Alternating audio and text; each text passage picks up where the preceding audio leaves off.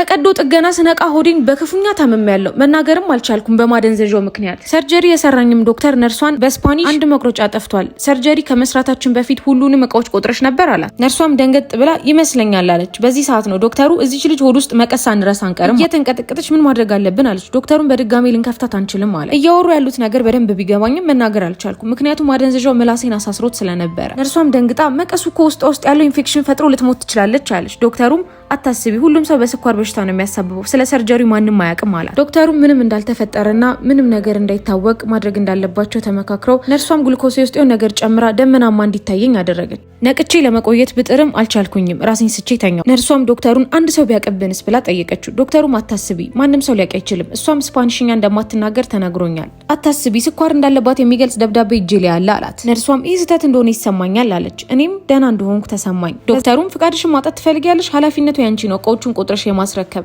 የዛኔ ነው ድጋሜ ደህና እንደሆንኩ የተሰማኝ። አንስቴዣው ለቆኛል፣ መናገር እችል ነበር። ዶክተሩም በስኳር በሽታ ደንግጣን የሞተችው እንላለን፣ ተረዳሽኝ? ነርሷም አዎ ተረዳሁ አለች። የዛን ሰዓት አላስቻለኝም፣ ፐርፌክት የሆነው ስፓኒሽን ቋንቋዬን ተጠቀምኩኝ። ሁለቱም ፊታቸው ነጭ ሆነ በድንጋጤ። ወዲያውኑ በእንግሊዝኛ የዚህን ሆስፒታል አስተዳደር እፈልጋለሁ፣ ካለዛ ፖሊስ ነው የምጠራው ስል አስተዳደሯም ተጠርታ በሩን በርግዳ ገባች። የተፈጠረውን ሁሉንም ነገር አስረዳዋት። በፍጥነት ሌላ ሰርጀሪ ተሰራልኝ። የተረሳውንም መቀሳ ያልቻልኩም፣ በድጋሜ ራሴን ስቼ ወደኩኝ።